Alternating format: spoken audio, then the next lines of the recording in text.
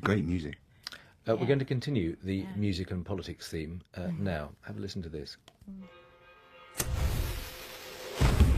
If you wouldn't ask me what is my identity, you would ask me just, Gilad, what are you? I'll tell you, I'm a jazz musician.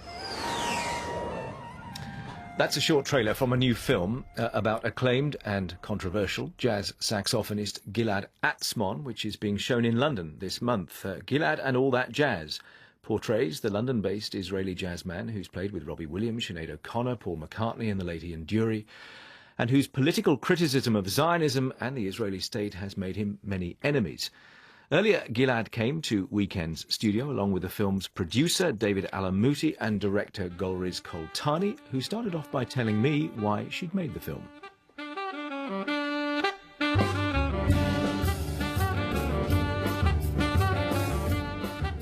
The idea of jazz and, using jazz as a political platform was very interesting for us, as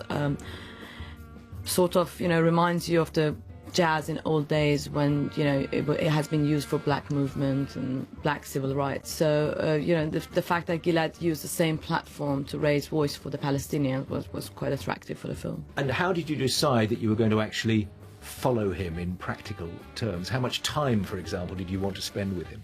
To be honest, our first initial plan was 6 months, but the film took 2.5 years. How come David, it overran? Well, I think just by the nature of the film, because to really capture a complex subject, you need to give time to the process. So it wasn't the sort of, we initially thought it would take 6 months because it would be an easy film to make, but as we got further in, we realised it was more complex, and therefore you need more time to capture that complexity.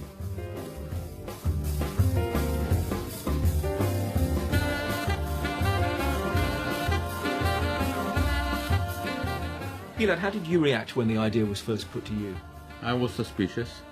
I was very suspicious till I saw the first edited version, but I'm subject to a continuous scrutiny. There are a lot of media events around me due to myself being very controversial, something that I'm actually proud about. But just a small correction, I don't see myself as a political figure, and I'm not interested in politics or politicians. I'm concerned with humanist issues, and my music has been a vehicle for quite a long time.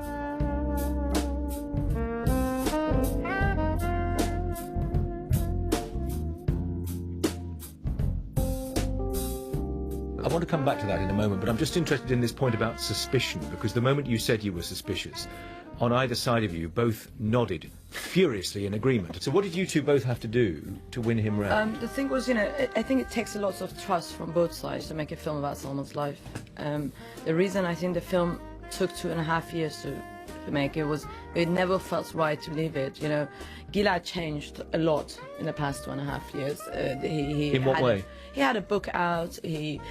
The great example, I think David's going to agree with me, is we interviewed Gilad twice for a lengthy interview of over 4 hours. And the second interview, when you look at it, there is this intimacy about it, there is this relaxedness about it, I think what happened is, I think Gilad, being on the receiving end of a lot of sort of fury and anger that he is, I think he just thought we would end up making something which was, we started the journey by having an opinion about him, but actually we turned up with a camera trying to find out something. So you didn't have an opinion? We didn't, but he didn't know that, so the suspicion was there because of that, and it took the first cut of the film to convince him that actually we're proper documentary makers. Gilad, let me go back to what you said a moment ago, that you don't see yourself as a political figure, and you talked of it more in humanist terms. But surely the problem you face is that others see you as a political figure, and it's very hard for you to get away from that. No, if we want to be precise, I think that a lot of political institutions and political figures see me as a threat, and they're right. I am a threat. I may even be, for some of them, the ultimate threat, because as an artist I speak my mind. I touch subjects that we are not entitled to touch. As a person who was born in Israel and as a Jew, I have become an outspoken opponent or critical voice of every form of Jewish politics, not just Israeli politics, not just Zionism. I oppose any sort of politics that is racially driven, for instance. And I realized, for instance, that Zionism is not very different from Jewish anti-Zionism, because if you are a Gentile, you cannot really join a Jewish anti-Zionist cell because you are not racially qualified. And this issue was a serious threat to a lot of political organizations, but this is something that they have to deal with. But what intrigues me is that with the enormous musical talent you have, to some extent you don't have to go there. You could be a hugely successful musician and leave it at that. So why venture further into this kind of territory when you know the reaction that you will provoke?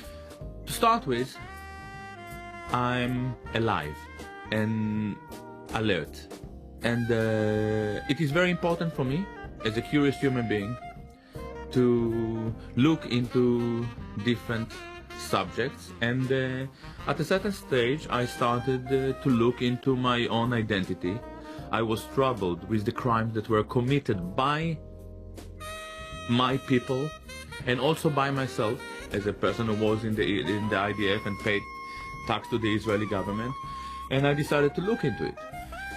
The other way to look at it, I really enjoy to see people being irritated by things that I'm saying. Now, mind you, there are a lot of people who try to silence me, and by the way, a lot of people support me as well. Many more people support me. My latest book is a bestseller and so on. I've read both critics and supporters. Yeah. What is interesting about my critics, they all say, listen, we shouldn't give him a platform, but no one until now said that I got my facts wrong, that I misquoted anyone. Nobody until now. There is not a single critical voice who said Gilad is wrong about something.